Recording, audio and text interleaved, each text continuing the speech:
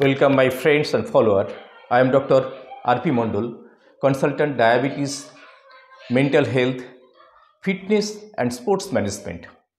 আমি ডায়াবেটিস সম্পর্কে অ্যাওয়ারনেস দিয়ে থাকি সাধারণ মানুষকে এবং ডায়াবেটিসের চিকিৎসা এমডিএল থেরাপির মাধ্যমে, যেখানে মেডিসিন খুব সামান্য পরিমাণ থাকে, তার কাউন্সেলিং থাকে। ডায়াবেটিস কি, ডায়াবেটিস সম্পর্কে তার কাউন্সেলিং করিয়ে তাকে সুস্থ করা এবং তার লাইফস্টাইল মডিফিকেশন ঠিক করে দেওয়া, এটাই হচ্ছে আমার কাজ। এবং এর মাধ্যমে আমি ডায়াবেটিক পেশেন্টদের সুস্থ করে চলেছি।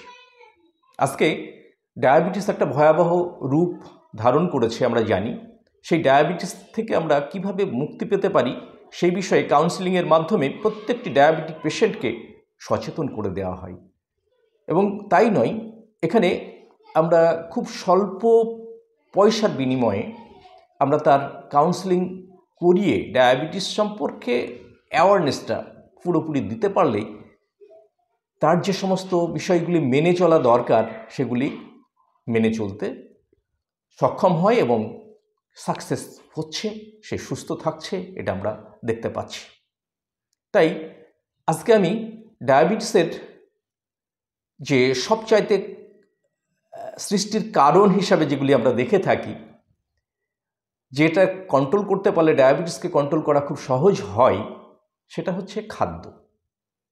খাদ্যের মধ্যে আমরা যে 6টি উপাদান দেখতে পাই, সেখানে হচ্ছে carbohydrate, fat, vitamin, minerals, protein এবং ফ্রেশ ওয়াটার।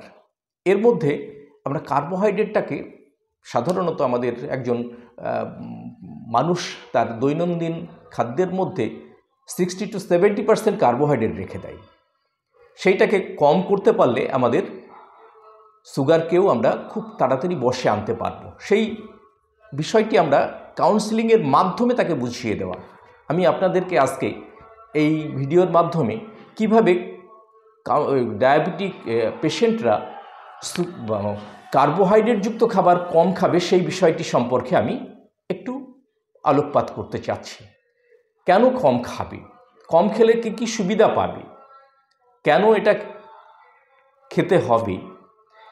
কার্বোহাইড্রেট কম খেলে তার বাল্কিনেস, অর্থাৎ তার মুখটা ফুলে যাচ্ছে, চোখটা ফুলে যাচ্ছে, চোখের নিচে ফুলে যাচ্ছে, গালটা ফোলা ফোলা লাগছে, দেখতে একটু বিভৎস লাগছে, সেই সমস্ত জায়গাগুলি তার কমে যাবে। দ্বিতীয়ত, আমরা তার বেলি ফ্যাট, অর্থাৎ পেটের যে আমাদের ফ্যাট জমে থাকে, কারণ এই ট্রপিক্যাল কান্ট্রির দেশ ভারতবর্ষের বেশিরভাগ মানুষ এখন সেন্ট্রাল ওবেসিটিতে ভুগছে। ওবেস এবং ওবেসিটি, সেন্ট্রাল ওবেসিটিটা আমরা এখানে বিশেষভাবে লক্ষ্য করে থাকি।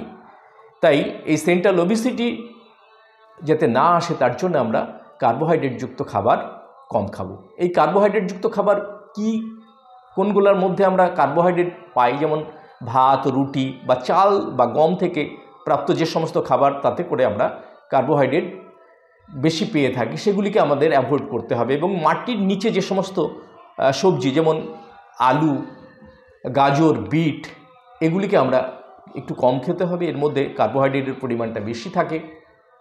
এছাড়া রসালো সুমিষ্ট ফল, যেমন আম, পাকা আম এবং পাকা কাঁঠাল, এগুলির মধ্যে, কলা, এগুলির মধ্যে কার্বোহাইড্রেটের পরিমাণটা বেশি থাকে। যদিও অন্যান্য উপাদানগুলি থাকে, খুব সামান্য পরিমাণে খাওয়া যেতে পারে, কিন্তু বেশি নয়।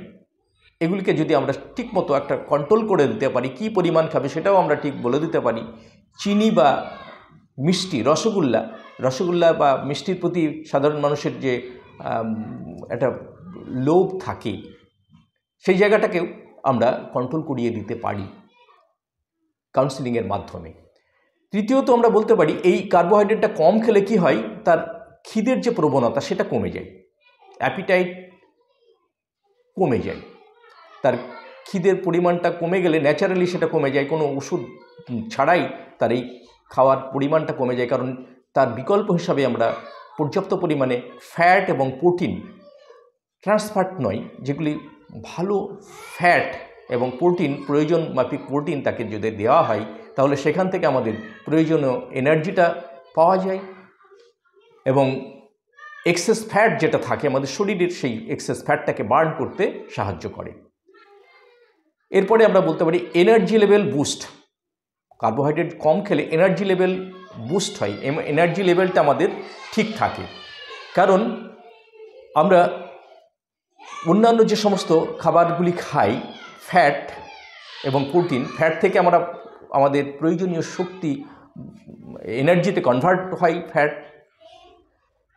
ফ্যাটটা সাফিসিয়েন্ট খেলে আমাদের এনার্জি লেভেল ঠিক থাকে। নেক্সট হচ্ছে জল, H2O, যেটা জলের সংকেত আমরা বলে থাকি। এই জলের পরিমাণ আমাদের হিউম্যান বডিতে 60 to 70% জল থাকে। সেই জলের পরিমাণটাকে যদি আমরা কমাতে পারি, তাহলে দেখা যাচ্ছে যে একজন মানুষকে আমরা ওজন নিয়ে এখন বিভিন্নভাবে চিন্তিত, কেউ জিমে যাচ্ছে, কেউ মর্নিং ওয়াক, ইভিনিং ওয়াক, বিভিন্নভাবে শরীর ওজনটা কমানোর চেষ্টা করছে। সেখানে যদি আমাদের এই খাদ্যটাকে কম করে দিতে পারি, কার্বোহাইড্রেটটাকে কম করতে পারি, তাহলে আমাদের ওজন নিয়ে বেশি ভাবতে হবে না, ওজনটা অটোমেটিক্যালি কমে যাবে। এইভাবে যদি এই কার্বোহাইড্রেট কম খাওয়া যায়, কার্বোহাইড্রেটের পরিমাণ থাকবে আমাদের 30%, নট মোর দ্যান 30%। আমরা এখন বর্তমানে একজন সাধারণ মানুষ যেটা খেয়ে থাকে 50 to 60%, সেইখানে আমরা 30%-এর উপরে যাওয়া চলবে না, অল্প করে খেতে হবে। তাহলেই, আর এক্সারসাইজ, ডেলি এক্সারসাইজ করতে হবে, হাঁটাহাঁটিটা করতে হবে, তাহলেই কার্বোহাইড্রেটের পরিমাণটাও কম লাগবে। এতে আর কিও হতে পারে, এনহ্যান্সড মুড।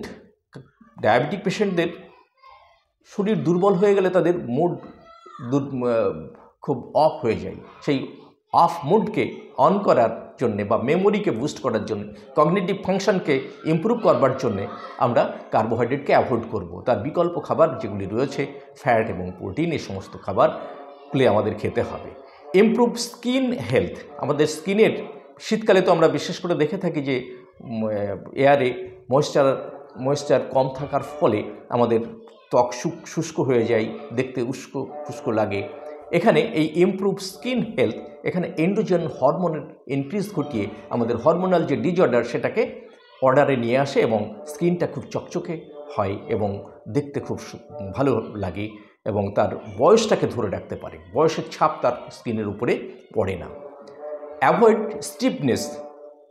এখন আমরা দেখে থাকি একটু বয়স বাড়ার সঙ্গে সঙ্গে তাদের ব্যথা যন্ত্রণা, বিশেষ করে জয়েন্ট পেন, এটা কমন ডিজিজে পরিণত হয়েছে। এই ব্যথা যন্ত্রণাকেও আমরা অ্যাভয়েড করতে পারি এই কার্বোহাইড্রেট কম খেলে। স্টিফনেসটা কমে যায় এবং ইজিলি মুভ করা যায় এদিক ওদিক। নেক্সট আমরা বলতে পারি ইমপ্রুভ আইস ব্রেন ফাংশন এবং এজ। আমরা বয়সটাকে ধরে রাখতে পারি। বয়স বাড়লে তাদের যে বাইরে স্কিনের উপরে ছাপ পড়ে, মনের উপরে ছাপ পড়ে, সেগুলিকে আমরা যদি এই কার্বোহাইড্রেট কম খাই, তার বিকল্প খাবারগুলি খেয়ে থাকি, তাহলে বয়সটাকে ধরে রাখতে পারা যায়। চোখের এবং ব্রেনের যে ফাংশন, চোখের মধ্যে যে সূক্ষ্ম শিরা উপশিরাগুলি রয়েছে, সেগুলিতে যাতে ডায়াবেটিক পেশেন্টদের পরবর্তী সময়ে যেটা রেটিনোপ্যাথি হয় সেটা রোধ করা যায়। তারপরে ব্রেনের মধ্যে যেটা স্ট্রোক অনেক সময় হয়, ডায়াবেটিক পেশেন্টদের ওই করোনারি আর্টারিতে আর্টারির ফাংশনটা কমে গেলে, সেখানকার যদি যে বেদ থাকে সেটা কমে যায়, তাহলে রক্ত চলাচলের ক্ষেত্রে অনেক অসুবিধা হয়, সেখানেও তাদের সমস্যা তৈরি হতে পারে, সেখান থেকে আমরা রোধ করতে পারি। নেক্সট আমরা কিডনি ফাংশন। কিডনি একটা অত্যন্ত গুরুত্বপূর্ণ অর্গান মানব শরীরের। এই কিডনি দিয়ে আমাদের অপ্রয়োজনীয় যে সমস্ত জিনিসপত্র সেগুলিকে আমরা বার করে দিই প্রস্রাবের মাধ্যমে। সুতরাং কিডনির ফাংশনটাকেও আমরা ঠিক রাখতে পারি যদি আমরা কার্বোহাইড্রেটযুক্ত খাবার কম খাই। নেক্সট আমরা বলতে পারি যে ইনসুলিন রেজিস্ট্যান্স। আজকে আমরা ইনসুলিন রেজিস্ট্যান্স, ডায়াবেটিক পেশেন্ট এত বেড়ে যাওয়ার কারণটা হচ্ছে ইনসুলিন রেজিস্ট্যান্স। আমি এর আগে একটা ইনসুলিন রেজিস্ট্যান্স সম্পর্কে কীভাবে ঘটে সেটাও আমরা আগের ভিডিওতে দেখিয়েছি। তা এই ইনসুলিন রেজিস্ট্যান্সটা যদি আমরা কমিয়ে আনতে পারি, তাহলে আমাদের সুগার পেশেন্টদের দৈনন্দিন জীবনযাত্রা খুব সহজ হবে এবং সুস্থ থাকতে সাহায্য করবে।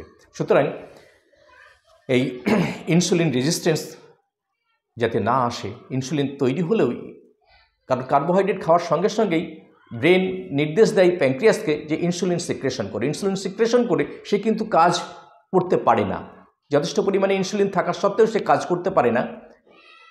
যদি সে কার্বোহাইড্রেটটা কম খায় তাহলে এই সমস্যাটা আসবে না, সে ভালো থাকবে। সুতরাং আমরা বলতে পারি একজন সুগার পেশেন্ট সে কার্বোহাইড্রেটযুক্ত খাবার কেন কম খাবে, কম খেলে তার কি সুবিধা হবে, এই সুবিধাগুলি পাওয়ার জন্যে, দীর্ঘদিন সুস্থ থাকার জন্যে কার্বোহাইড্রেট কম খাবেন, সুস্থ থাকবেন, ভালো থাকবেন।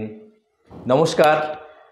যদি আমার ভিডিওটা ভালো লাগে তাহলে সাবস্ক্রাইব করবেন এবং একটা লাইক দেবেন, তাহলে আমি পরবর্তী সময়ে আমি উৎসাহিত হয়ে আপনাদেরকে ডায়াবেটিস সম্পর্কে, ডায়াবেটিস ন্যাচুরোপ্যাথির মাধ্যমে কিভাবে আমরা সুস্থ করতে পারি সেই বিষয় নিয়ে আমি আরও নেক্সট ভিডিওতে আপনাদের সচেতন করতে পারব।